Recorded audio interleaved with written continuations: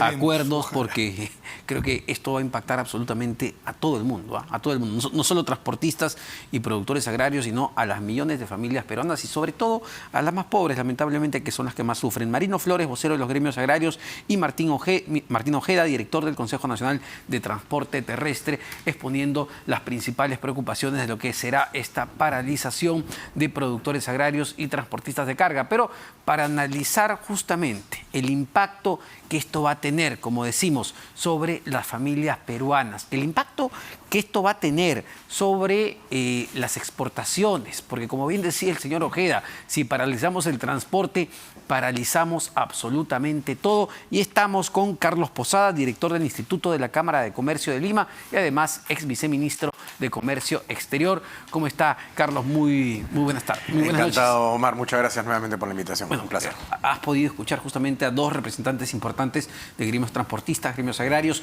Todo parece indicar que efectivamente este lunes 27 van al paro, si es que antes del fin de semana el gobierno no hace buenas gestiones. ¿Cuál va a ser el impacto que esto va a tener? Pero primero, sobre el ciudadano de a pie. Bueno, es una situación muy complicada. Hemos visto, hemos escuchado al señor Ojeda, en realidad cualquier paralización de transporte de carga pesada genera un efecto directo sobre la población, ¿no? Sí. Y hemos escuchado también los rubros sobre los cuales ellos han opinado. Sin embargo, hay rubros también que quedan por fuera. El comercio exterior, como bien has mencionado, es vital, ¿no? Se proyecta que alrededor de unos 20 millones de dólares van a impactarse por el poco o nulo movimiento de carga. 20 millones de dólares en agroexportación. ¿Por semana? Por día. Por día. Es un golpe muy duro. Es lo que se deja de exportar. Es lo que se deja de mover logísticamente de entrada y salida en puertos del país. Ya, pero ahí, a ver, es distinto que yo deje de mover celulares, que los puedo tener ahí guardados un rato, no pasa nada, a que yo deje de exportar, pues no sé qué, pescado. Tienes doble efecto. Una cosa es efectivamente desaduanar lo que ha llegado y otro efecto también es no poder exportar lo que me he comprometido a exportar. Y eso genera no solamente un efecto, digamos, lesivo en términos económicos, sino también en el nombre del país. Hay compromisos que hay que honrar y el paro de transportistas genera un efecto directo sobre ese punto. En agroexportación, decíamos, alrededor de 18 millones de golpe en agroexportación diario, pesca alrededor de 2 millones en exportación diario y en logística integral, entrada y salida son como 20 millones. Estamos hablando casi 40 millones de dólares diarios de efecto negativo en la economía. Rubros más afectados con una paralización, que ya han habido antes, Sí. dicho sea de paso. Sí, bueno, la agroexportación de cajón, textil, confecciones, en la parte de importación inclusive de insumos en algunos casos, la pesca en salida, en exportación a nivel internacional, y la manufactura, la adquisición de insumos para la producción local, ¿no? Estamos hablando de una serie de productos e insumos que se traen internacionalmente y que si paralizamos la cadena de importación-exportación va a generar un efecto en dominó en la parte productiva nacional. Y además está comprobado a nivel internacional que el efecto de un paro transportista, un cierre del transporte de carga, incide principalmente en las principales ciudades de un país, en este caso del Perú, donde está la mayor cantidad de la población. Entonces la población va a sentir directamente un efecto, pero acá quiero resaltar, digamos, la búsqueda de soluciones corresponde principalmente al gobierno. O sea, no olvidemos que esta es una situación que se ha venido anunciando desde antes y tal vez por una gestión demorada en la manera como se ha debido tratar este tema, nos lleva a la situación de hoy día. Tal vez no todos los pedidos de los transportistas puedan ser tratados inmediatamente. Hay algunos que sí, hay otros que no, hay unos que están en manos del gobierno de manera directa y yo creo que corresponde tomar una decisión inmediata y no esperar llegar a este efecto que va a generar un paro de transportistas, que ya hemos visto por los anuncios que de nuestros entrevistados que me precedieron generan estos efectos. Ahora, Carlos, también ¿no? es cierto que vemos una situación de conflictividad social en diferentes países de América Latina debido a lo que es un proceso inflacionario global, ¿no? Los precios, el costo de vida está aumentando en todo el planeta, lamentablemente.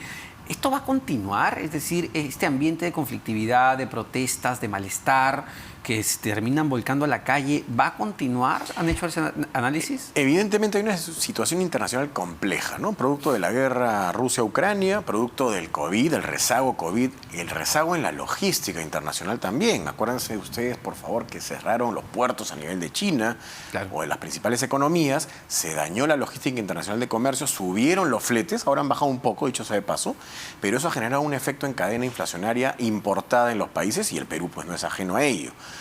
Pero si vemos, por ejemplo, el efecto real en ciertos sectores de la economía, escuchaba el señor Ojeda previamente el tema del combustible, el combustible ha aumentado mucho más que la inflación.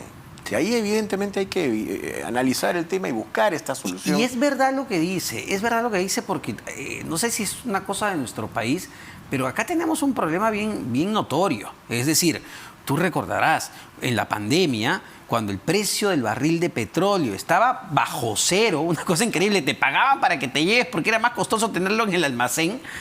Aquí no bajó tanto, bajó, pero no bajó tanto. Pero cuando subió, nos aplicaron en una. Y si comparamos precios, por ejemplo, el barril en el año 2012, 2013, inclusive 2008, ¿no?, que estaba más o menos a montos similares al actual, el precio no estaba, me refiero al precio al consumidor, al público, no estaba a los niveles que está ahora. Por eso yo creo que es importante también aclarar, el gobierno tiene que salir a hablar, Petroperú tiene que salir a hablar con claridad por qué es que estamos teniendo estos precios que generan estas situaciones que estamos a punto de vivir el día lunes. Y además entendamos que estamos en una situación en donde el Perú tiene un potencial de crecimiento muchísimo mayor. No nos olvidemos, y tal vez es importante recordar, el Perú en los años 2008, 2009, 2010 era la joya de Latinoamérica. Todos nos envidiaban, todos querían ser como el Perú. Sí, claro. Entonces uno dice, ¿y por qué en situaciones parecidas a las que teníamos en ese entonces, hoy día no podemos estar igual de orgullosos? Hoy día no podemos estar trabajando todos conjuntamente, sector público, sector privado, academia, buscando justamente estas soluciones y no esperando llegar al último momento de tener una huelga que puede, en este caso, de transportistas o paro agrario, que pueda generar efectos contrarios a un potencial de crecimiento real que tiene el Perú. Pues no, todo lo contrario. Lo que estamos viendo, según la última data que ha presentado Apoyo Consultoría, es que la confianza del consumidor está en sus niveles más bajos en 18 años. Es decir, ni durante la crisis hipotecaria de Estados Unidos en el 2008 teníamos una cosa de este tipo. Exacto. ¿Qué pasó? Y por eso hay que recuperar esa confianza, pero para recuperar confianza hay que generar predictibilidad, hay que generar trabajo conjunto, hay que desmitificar este efecto de que el sector privado que quiere trabajar para generar esta confianza adicional, este crecimiento, esta atracción de inversiones, esta inversión natural que deberían hacer los empresarios y por supuesto también el gobierno desde el punto de vista de la inversión pública, genere pues una reactivación de la economía. No nos olvidemos que el crecimiento del PBI ahorita está básicamente sustentado por el consumo privado. Y un consumo privado que se basa también, en cierta manera, en gastos de ahorro. Gasto de las AFPs, gasto de las CTS, en fin. Entonces no podemos apagar los otros motores. Los motores de la inversión privada y de la inversión pública son necesarísimos. Y el otro motor que son las exportaciones. Recuerden ustedes, Perú ha llegado pues a niveles de 50.000 millones de dólares en exportación. Récords que realmente eran muy importantes para nosotros y hoy día ya llevamos 2 meses seguidos en donde la balanza es negativa. ¿Qué quiere decir? Que se está exportando menos que lo que se está importando. Eso implica también salida de dólares y genera un efecto negativo en la economía. Ahora, el ministro de Economía, Oscar Graham, acaba de anunciar en esta conferencia que finalmente el bono alimentario para apoyar a las familias más pobres va a ser de 500 soles. Se va a destinar, me parece, 2.000 millones de soles a este subsidio. ¿Es suficiente ante lo que se nos está advirtiendo desde organismos internacionales como la FAO, que se viene una crisis alimentaria? ¿Es suficiente en un país donde 1 de cada 4 peruanos está en situación de pobreza? Yo creo que lo que tenemos que entender es que la política económica del país no puede estar basada permanentemente en bonos. Puede haber, obviamente, decisiones focalizadas. Sí es importante tener decisiones económicas focalizadas. Creo que el ministro Graham está haciendo una buena labor, pero por supuesto tiene un panorama complicado. Y el hecho de que tenga un panorama complicado no quiere decir que hay que tomar decisiones que sean transversales cuando en realidad lo que pueda ser necesario sea realmente focalizado. En este caso, cuando hablamos de extrema pobreza, por supuesto, puede ser una situación totalmente válida y entendible. Pero también tenemos que entender que tenemos que reactivar el resto de los motores para el crecimiento del país. O sea, esto es como querer avanzar en una carretera sin tener el auto debidamente afinado. Y el auto tiene el potencial de crecer, lo hemos demostrado inclusive en años anteriores. Entonces, no nos enfoquemos solamente en la solución de corto plazo, sino también en paralelo necesitamos trabajar con confianza. Lo que los peruanos quieren, Omar, es trabajo. Yo creo que nadie se puede negar a esta situación de buscar mejoría en el trabajo y en las oportunidades de la gente. Y creo que el sector privado también quiere hacerlo de la mano con el gobierno, pero necesitamos ese binomio realmente activado en el breve plazo. Te pido una respuesta corta. Ya en el mundo se habla de una posible recesión en diferentes países, porque tú sabes muy bien, hay una necesidad de controlar la inflación y las medidas pueden generar recesión. En el Perú, ¿esta es una posibilidad? Mira, yo creo que todavía estamos en una situación en donde no vamos a entrar en una recesión. El crecimiento del PBI para este año proyectado en términos reales está alrededor de 3%. El próximo año va a haber una desaceleración. La proyección que tenemos en la Cámara es que va a haber una desaceleración en el crecimiento. El 2023 debería estar alrededor de 2.3, 2.4 crecimiento. Eso nos lleva todavía a digamos, un momento positivo, pero hay que contextualizarlo. ¿Está bien que el Perú crezca 3% y 2.4 el próximo año? Omar, no se reduce la pobreza si el peruano crece más de 4.1%, eso hay que tenerlo en cuenta. La pobreza ha aumentado y eso los peruanos no lo podemos permitir.